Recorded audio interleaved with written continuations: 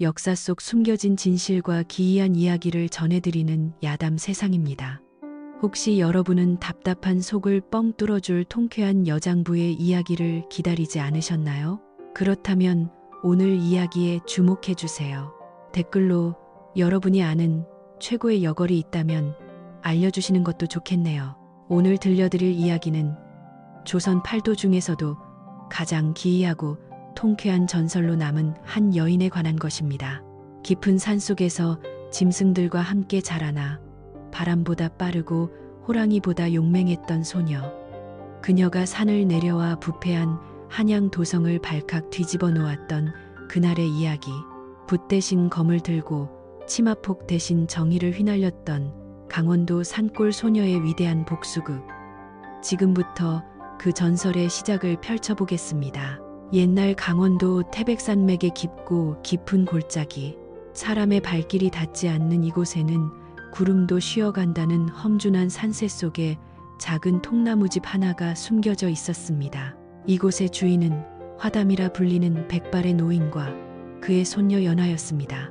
연화는 꽃다운 15 소녀였으나 그녀의 삶은 또래의 평범한 규수들과는 전혀 달랐습니다. 그녀의 아침은 숱하게 울음소리가 아닌 날카로운 검이 바람을 가르는 소리로 시작되었습니다. 하압, 연화가 기압 소리와 함께 솟구쳐 오르면 나뭇가지에 앉아있던 참새가 놀라 날아오르기도 전에 그녀의 목검이 허공을 갈랐습니다. 그녀의 스승이자 유일한 가족인 화담 노인은 그 모습을 엄하게 지켜보았습니다. 연화야, 검끝이 흔들린다. 마음이 흔들리면 검도 흔들리는 법. 내 아비의 원수를 갚으려면 그 정도로는 어림도 없다. 화담 노인은 단순한 나무꾼이 아니었습니다. 그는 과거 북방을 호령하던 전설적인 무관이었으나 간신들의 모함으로 동료들을 잃고 구사일생으로 살아남아 이곳에 은둔하고 있었습니다. 그는 죽은 전우의 딸인 연화를 거두어 훗날 닥쳐올 위협에 대비해 혹독하게 무예를 가르쳤습니다.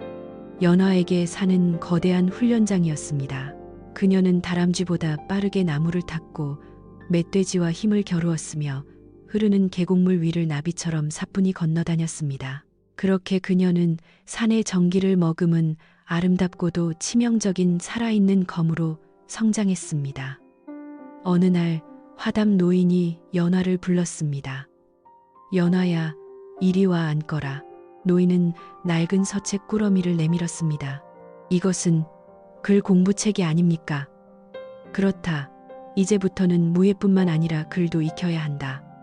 할아버지, 저는 글보다 검이 더 좋습니다. 글을 배워 어디에 쓴단 말입니까? 어리석은 녀석. 세상을 바꾸는 것은 검이지만 세상을 움직이는 것은 글이다. 네가 훗날 산을 내려가 세상과 마주하려면 적들의 머리 꼭대기에 앉을 지혜가 필요하다. 힘만 센 장수는 칼바지가 될 뿐이지만 지혜를 갖춘 장수는 천하를 얻는 법이다. 여러분은 화담 노인의 말씀에 동의하시나요? 힘보다 지혜가 더 중요하다는 가르침. 여러분의 생각은 어떠신지 댓글로 남겨주세요. 연화는 할아버지의 깊은 뜻을 다 헤아릴 수는 없었지만 묵묵히 따랐습니다. 낮에는 검을 휘두르고 밤에는 호롱불 아래서 글을 읽는 주경야독의 나날이 3년이나 흘렀습니다. 연화는 이제 문무를 겸비한 18의 낭자가 되었습니다. 그러던 어느 날이었습니다. 장을 보러 아랫마을로 내려가신 할아버지가 해가 저물도록 돌아오지 않았습니다. 평소라면 해가 중천에 있을 때 돌아오셔서 곤방대를 태우셨을 텐데 어둠이 깔리도록 인기척이 없었습니다. 이상하다. 할아버지께서 약속을 어기실 분이 아닌데. 불길한 예감이 연화의 등골을 스치고 지나갔습니다. 산짐승의 울음소리마저 오늘따라 처량하게 들렸습니다. 연화는 집신을 고쳐 신고 산을 내려가기 시작했습니다. 어둠 속에서도 그녀의 눈은 대낮처럼 환하게 빛났습니다. 산을 중턱쯤 내려왔을 때였습니다. 피비린내가 바람을 타고 코끝을 찔렀습니다. 연화는 본능적으로 검을 움켜쥐고 냄새가 나는 쪽으로 조심스럽게 다가갔습니다. 풀숲 사이에 누군가 쓰러져 있었습니다. 할아버지가 아니었습니다. 피투성이가 된 채 신음하고 있는 낯선 젊은 선비였습니다. 그는 하얀 도포가 붉게 물들 정도로 심한 자상을 입고 있었습니다. 이보시오, 정신 차리시오. 연화가 몸을 흔들자 선비가 간신히 눈을 떴습니다. 고통으로 일그러진 얼굴이었지만 그 눈빛만은 꺼지지 않는 불꽃처럼 강렬했습니다. 그는 강도윤이었습니다. 도망치시오. 놈들이 오고 있소. 놈들이라니요. 누가 당신을 이렇게 만들었습니까? 내 이름은 강도윤. 한양에서 아버님의 억울한 누명을 벗길 증거를 찾다가 도윤은 말을 잇지 못하고 다시 정신을 잃었습니다. 그때 연화의 눈에 도윤의 허리춤에 매달려 있는 낡은 놀이개가 들어왔습니다. 그것은 화담 할아버지가 늘 품에 지니고 다니던 것과 똑같은 문양의 놀이개였습니다. 이것은 할아버지의 물건, 아니 할아버지와 같은 것을 지닌 사람이라니. 연화는 직감했습니다. 이 남자는 우연히 이곳에 쓰러진 것이 아니다. 할아버지와 깊은 연관이 있는 사람이다. 그리고 할아버지가 사라진 것도 이 남자와 관련된 일임이 틀림없다. 여러분도 혹시 운명적인 우연을 경험해 보신 적이 있나요? 소름 돋는 인연이 있었다면 함께 나눠주세요. 이봐요, 일어나봐요. 우리 할아버지는 어디 계십니까? 하지만 도윤은 대답이 없었습니다. 연화는 선택해야 했습니다. 할아버지를 계속 찾을 것인가, 아니면 이 죽어가는 남자를 살릴 것인가. 하지만 숲속에서 들려오는 부스럭거리는 소리가 그녀의 결단을 재촉했습니다. 누군가 다가오고 있었습니다. 살기를 띈 자들의 발소리였습니다. 일단 살리고 봐야겠다. 연화는 도윤을 번쩍 업었습니다. 가녀린 몸에서 뿜어져 나오는 괴력은 실로 놀라웠습니다. 그녀는 바람처럼 빠르게 숲을 헤치고 자신의 은신처인 통나무집으로 향했습니다. 그녀가 사라지고 난 뒤 검은 복면을 쓴 자객들이 그 자리에 나타났습니다. 핏자국이 여기서 끊겼다. 멀리 가지 못했을 것이다. 샅샅이 뒤져라. 놈을 죽이고 그가 가진 증거를 없애야 한다. 산속의 감도는 전운. 평화롭던 연화의 세상에 거대한 폭풍이 몰아치기 시작했습니다. 사라진 할아버지, 피투성이 선비, 그리고 그들을 쫓는 자객들. 이 모든 것이 가리키는 곳은 단 하나. 부패와 욕망으로 얼룩진 한양도성이었습니다. 연화는 이를 악물었습니다. 누구든 내 가족을 건드린 자는 용서하지 않겠다. 내 검이 너희들의 죄를 물을 것이다. 강원도 산골 소녀 연화의 전설은 바로 이 순간 피 묻은 선비를 업고 달리는 거친 숨소리와 함께 시작되었습니다. 과연 연화는 한양 도성을 어떻게 뒤집어 놓았을까요? 다음 이야기가 궁금하시다면 구독과 좋아요를 꾹 눌러주세요. 연화는 정신을 잃은 선비를 업고 험한 산길을 달렸습니다. 그녀의 등에서 느껴지는 선비의 숨결은 금방이라도 끊어질 듯 위태로웠습니다. 통나무집에 도착한 연화는 서둘러 그를 눕히고 상처를 살폈습니다. 날카로운 검에 베인 깊은 자상, 피가 멈추지 않고 흘러나오고 있었습니다. 연화는 지체할 틈이 없었습니다.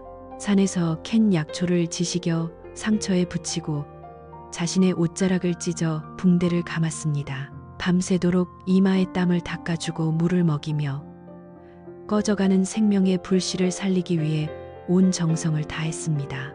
여러분도 누군가를 위해 밤을 새워 간호해 본 적이 있으신가요? 누군가를 살리려는 그 간절한 마음, 경험해 보신 분들은 댓글로 그날의 기억을 나눠주세요. 지성이면 감천이라 했던가요? 꼬박 사흘이 지나서야 선비는 겨우 눈을 떴습니다. 여기가 어디요? 강원도 깊은 산골입니다. 정신이 좀 드십니까? 선비는 흐릿한 눈으로 연화를 바라보았습니다. 낭자가 나를 구한 것이오. 그렇습니다. 숲속에 쓰러져 계신 것을 제가 데려왔습니다. 저는 연화라고 합니다. 선비는 힘겹게 몸을 일으키려다 통증에 신음했습니다. 나는 강도윤이라 하오. 고맙소.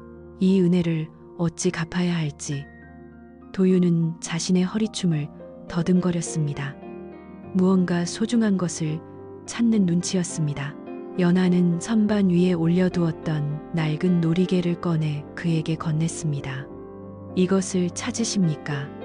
도윤의 눈이 커졌습니다. 이것은 내 아버님께서 물려주신 유품이요. 헌데 낭자가 이것을 어찌? 연화는 품에서 똑같은 문양의 놀이개를 꺼내 보여주었습니다. 그것은 사라진 화담 할아버지가 연화에게 준 것이었습니다. 제 할아버지께서도 똑같은 것을 가지고 계셨습니다. 도윤 도령님, 솔직하게 말씀해 주십시오. 도령님과 제 할아버지는 대체 어떤 사이입니까? 그리고 할아버지는 어디 계십니까? 도윤은 연화의 놀이개를 보고 큰 충격을 받은 듯 했습니다. 그는 한참을 망설이다 무겁게 입을 열었습니다. 낭자의 할아버님이 바로 화담 어르신이시군요. 제 아버님은 과거 북방을 지키던 장수 강동명입니다. 화담 어르신은 제 아버님의 부관이자 생명의 은인이셨소. 이야기는 20년 전으로 거슬러 올라갔습니다.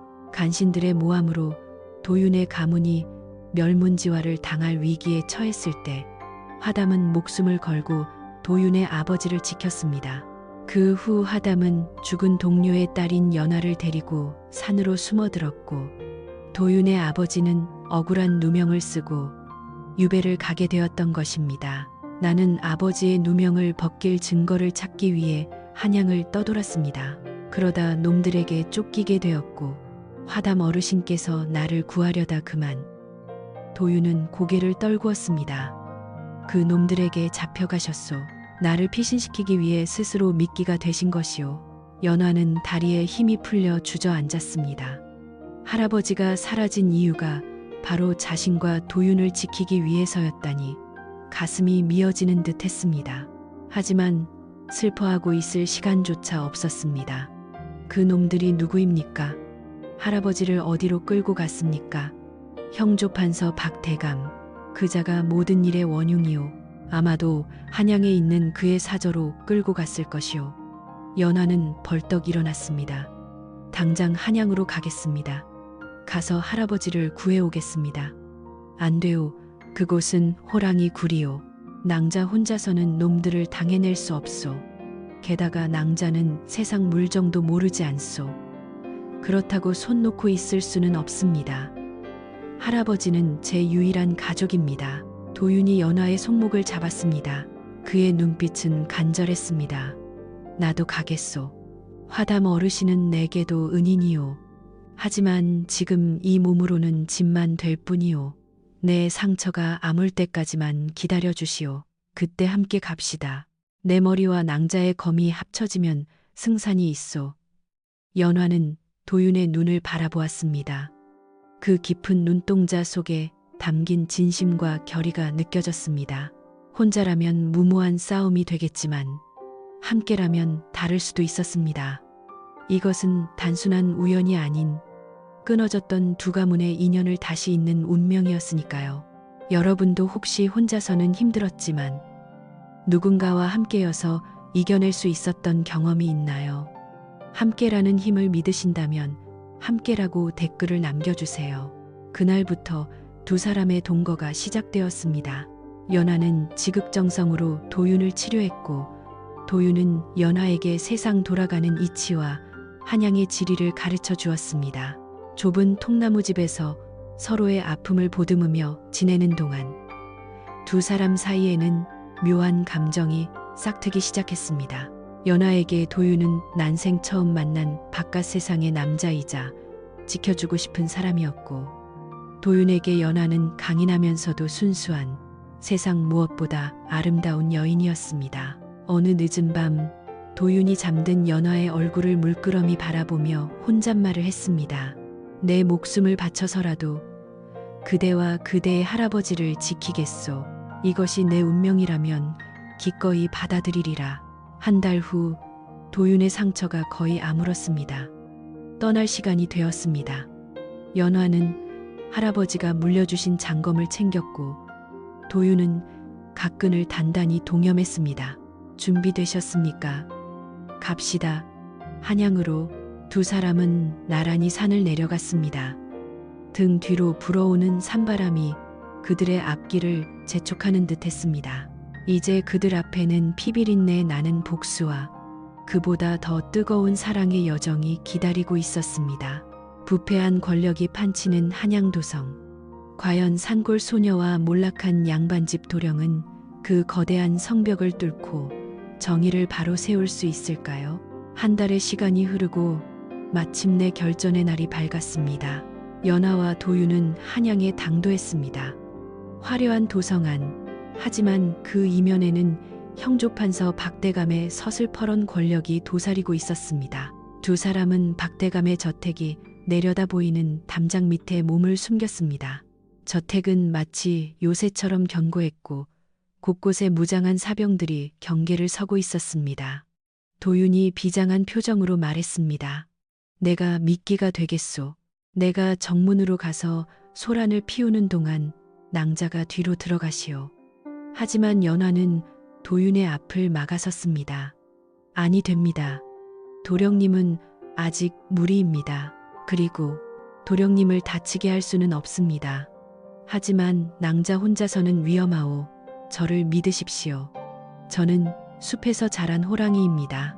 저런 집 지키는 개들 따위는 두렵지 않습니다.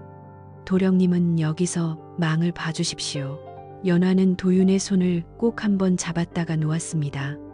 그 손길에서 전해지는 따뜻한 온기가 두 사람에게 용기를 불어넣었습니다. 여러분도 누군가를 지키기 위해 무모해져 본 적이 있으신가요? 사랑하는 사람을 위해 용기를 냈던 순간이 있다면 댓글로 들려주세요. 연화는 검은 고양이처럼 소리 없이 담장을 뛰어넘었습니다. 기와지붕 위를 날아다니며 사랑채의 동태를 살폈습니다. 그때 방문 틈으로 박대감의 목소리가 새어 나왔습니다. 그 늙은이는 아직도 입을 열지 않느냐. 예, 대감. 독한 노인네입니다. 강동명, 도윤의 부친의 아들이 어디 있는지 절대 말하지 않습니다. 쓸모없는 것. 오늘 밤 안으로 처리해라.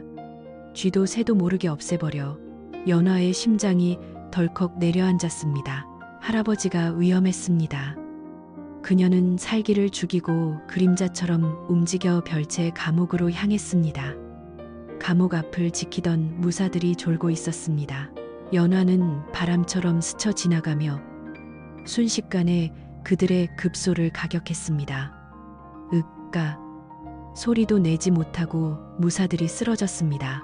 연화는 자물쇠를 부수고 감옥 안으로 뛰어들었습니다. 할아버지, 차가운 바닥에 피투성이가 된 채 쓰러져 있는 화담 노인이 보였습니다. 모진 고문에도 굴하지 않은 흔적이 역력했습니다. 연화는 울컥 솟구치는 눈물을 삼키며 할아버지를 일으켜 세웠습니다. 연화냐, 네가 어떻게 여길? 늦어서 죄송해요. 어서 나가요, 할아버지. 연화는 할아버지를 부축해 저택을 빠져나왔습니다. 다행히 도윤이 기다리고 있던 담장 밖까지 무사히 도착했습니다. 도윤은 화담 노인을 보고 무릎을 꿇었습니다.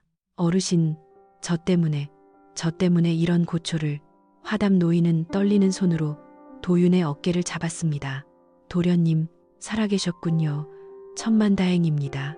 네, 이제야 죽은 자네 아버지를 볼 면목이 생겼네.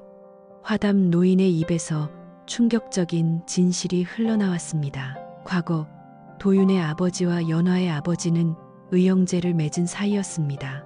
간신들의 칼날이 도윤의 집안을 덮쳤을 때 연화의 아버지가 도윤의 아버지를 대신해 죽음을 맞이했던 것입니다. 연화야, 도련님은 내 아비가 목숨 바쳐 지키려 했던 분의 아들이다. 그러니 너도 목숨을 다해 도련님을 지켜야 한다. 연화는 도윤을 바라보았습니다. 이제 도윤은 단순한 연모의 대상을 넘어 평생을 바쳐 지켜야 할 운명의 상대가 되었습니다. 할아버지, 말씀 안 하셔도 압니다. 제 목숨이 붙어 있는 한 도령님은 제가 지킬 것입니다. 세 사람은 서둘러 안전한 곳으로 몸을 피하려 했습니다. 하지만 박대감은 그리 호락호락한 상대가 아니었습니다. 이 쥐새끼 같은 놈들. 감히 내 집을 제 집처럼 드나들다니. 횃불이 대낮처럼 밝혀지고 수십 명의 사병들이 그들을 포위했습니다. 박대감이 비열한 웃음을 지으며 나타났습니다. 제 발로 걸어 들어왔구나. 강도윤, 그리고 화담. 오늘이 너희 제삿날이다. 도윤이 앞으로 나서며 소리쳤습니다. 박대감, 내 이놈 하늘이 두렵지 않으냐. 우리 가문을 멸문시킨 것도 모자라 죄 없는 노인까지 해하려 하다니. 하늘, 권력이 곧 하늘이다. 죽여라. 화살이 비처럼 쏟아지기 시작했습니다. 연화는 검을 뽑아들고 도윤과 할아버지 앞을 막아섰습니다. 도령님, 할아버지를 데리고 먼저 피하십시오. 제가 막겠습니다. 안 돼요. 낭자를 두고 갈 순 없소. 제발 가십시오. 셋 다 죽을 수는 없습니다. 훗날을 도모해야 합니다. 연화의 눈빛은 단호했습니다. 그녀는 쏟아지는 화살을 쳐내며 적진으로 뛰어들었습니다. 그녀의 겉무게는 아름답고도 처절했습니다. 도윤은 피눈물을 머금고 화담 노인을 부축해 어둠 속으로 달렸습니다. 등 뒤에서 들려오는 연화의 기합 소리가 그의 가슴을 후벼 팠습니다. 연화야, 제발 살아만 있어 다오. 내 반드시 다시 올 것이다. 연화는 홀로 수십 명을 상대했습니다. 하지만 중과부적이었습니다. 체력이 바닥나고 몸 곳곳에 상처가 늘어갔습니다. 그때 바닥에서 거대한 그물이 솟아올랐습니다. 잡았다. 연화는 그물에 갇혀 허공에 매달리게 되었습니다. 박대감이 다가와 조소했습니다. 독한 계집이로구나. 하지만 독 안에 든 쥐다. 내 놈을 미끼로 쓰면 도망친 놈들도 제 발로 돌아오겠지. 연화는 꼼짝없이 갇힌 신세가 되었습니다. 과연 도윤은 연화를 구하러 돌아올까요? 아니면 이대로 연화의 운명은 끝이 나는 걸까요? 긴박감 넘치는 탈출과 희생, 그리고 위기.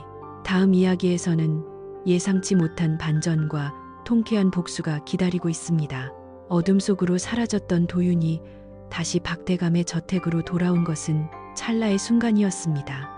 그는 도망친 것이 아니었습니다.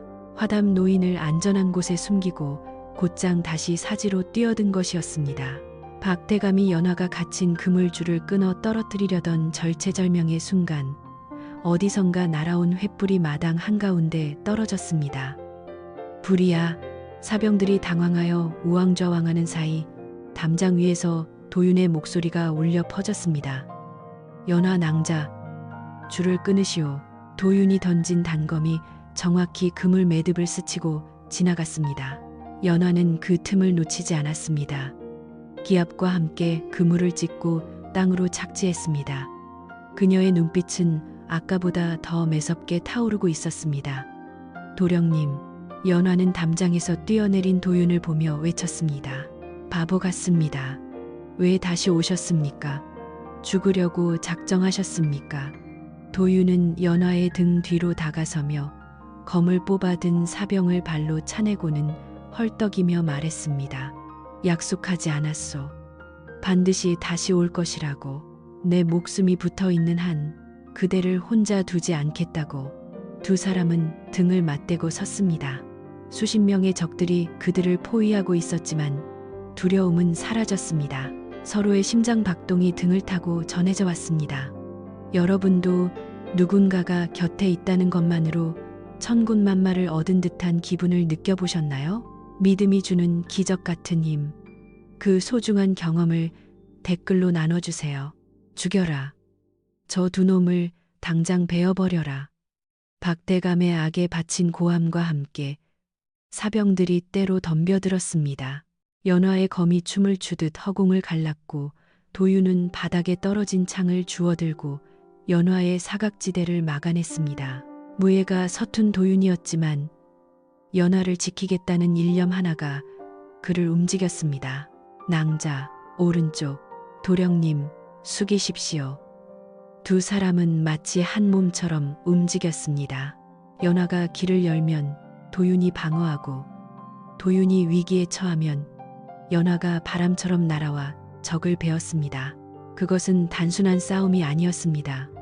죽음을 넘어선 두 사람의 처절하고도 아름다운 이 임무, 아른우였습니다.